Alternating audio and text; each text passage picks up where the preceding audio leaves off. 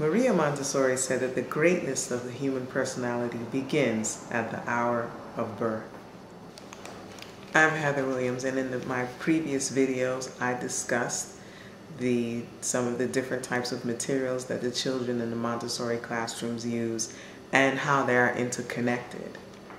And now I would like to go further into what is this Montessori philosophy that is the driving force behind the amazing materials that we use in our classroom and that our children love so much. Montessori observed that children have what she called an absorbent mind. She believed that age 0 to 6 was the most important time in a child's life. During this period, there are certain things or lessons or concepts that are easier for a child to grasp, and they hold the interest of a child in a way that will never happen again. The child consistently works in a particular area tirelessly with concentration and joy. I have witnessed this firsthand in the classroom. One girl in particular couldn't get enough of letter formation. She happily called it letter information. We made sure that she had ample supply of writing paper in the classroom. I also observed that she steered clear of the math section until one day I presented her with the addition board. And she looked a little nervous at first, but when I showed her how simple the material was to use, she understood that she can be successful, and she gladly completed several sheets of paper of basic addition within a few days. These sensitive periods, Montessori called them, exist within what is called the planes of development. But before I start talking about planes of development, I'd like to state that the basic concepts of Montessori's philosophy are that of the absorbent mind and of the sensitive period. So let's talk further about this absorbent mind. Montessori observed that the first 6 years of children's lives are directed by their what she called their absorbent mind. And she divided this time span into 2 3-year periods. The first 3 years she called unconscious learning, and the second 3 years would be considered conscious learning. I know that's a mouthful, but let's break it down. The child takes in his whole environment, not with his mind, but with his life during the first 3 years of unconscious learning. And then the next 3 years is when the child begins to has the urge to become more active. They use their hands with more purpose and direction, which is why the Montessori materials are geared toward this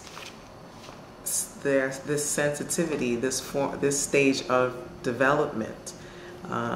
She understood that within this age range, it was important for them to learn through their senses. Let's take a quick look at what these senses are. We have sensitivity to movement, which occurs between the age of 0 to 4. There's sensitivity to order, which peaks between 18 months and 2.5 years. Some parents, as I am, are very aware of how strong this sensitive period to order can be, so much so that if you take a child out of his routine, he may become extremely upset, and to an adult it may not make sense, why is this child behaving this way? But once we understand, this is why it's so important for us to understand these stages of development, so that we can respond appropriately to a child and his needs. Now, moving on to the other sensitive periods, we have sensitivity to language, which begins in utero and goes straight through age 6 and never really ends. This is one of the longest lasting sensitive periods. And then we have sensitivity to sensory impressions, which I'm going to read. The sensitivity to sensory impressions occurs as children spontaneously investigate and reach out to their world. Now, this period is from age 0 to 6, which is what we're focusing on, the primary age. Children see, feel, touch, smell, and taste. They hear, and they seek to find out about their world through their senses. One of the things I really appreciate about the Montessori philosophy is that it's based on working with the child as a whole, and therefore the environment is prepared in such a way that it takes into consideration all of these developmental stages that the children are going through. Again, my primary focus is age 3 to 6 at this time, but what we do at any stage in the Montessori classroom is to create what's called a prepared environment. The prepared environment. E.M. Standing said, and I quote, "The aim of the prepared environment is for, as far as it is possible, to render the growing child independent of the adult. That is, it is a place where he can do things for himself."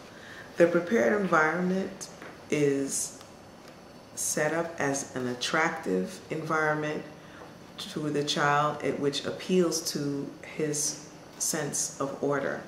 The materials are set in sequence, going from simple to more complex, from concrete to abstract. According to Cam Gordon in his book Together with Montessori, each material leads to future work, and quote, building on success followed by success as students progress through the materials.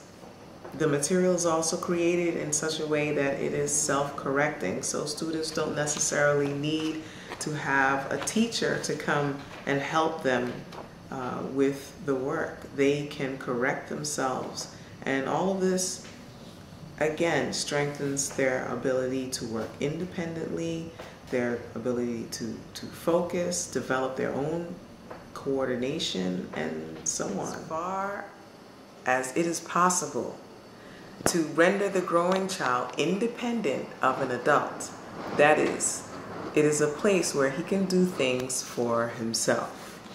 Well, then what is the role of the teacher in the classroom?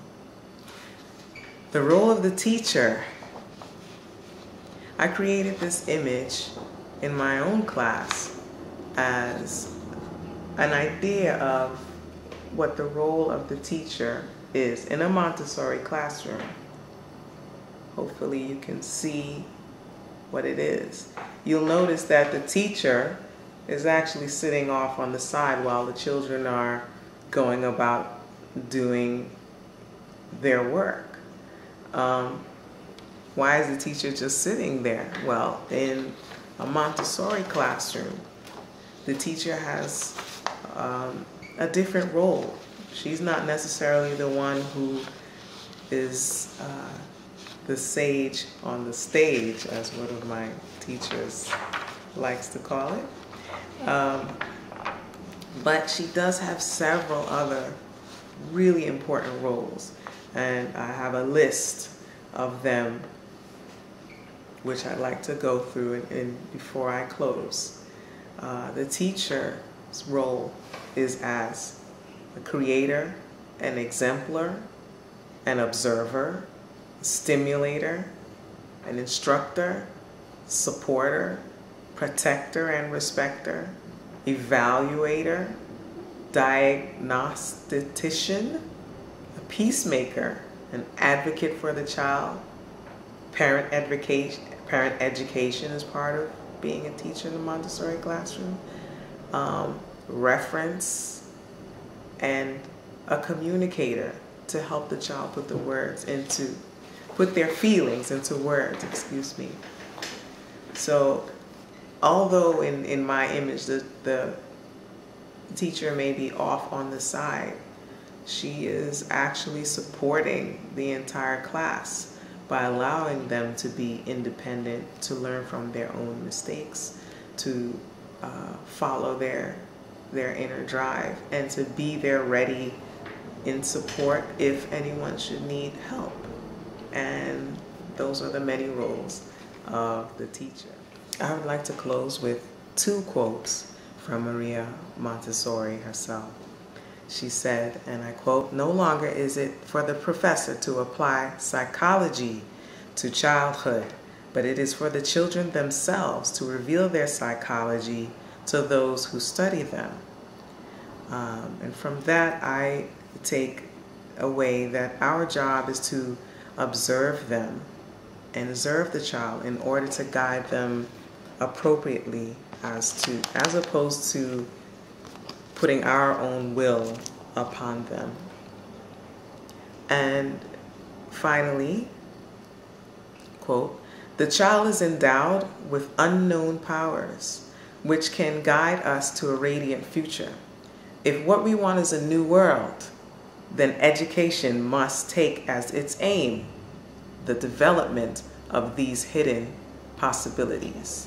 And that's from Maria Montessori in her book, The Absorbent Mind.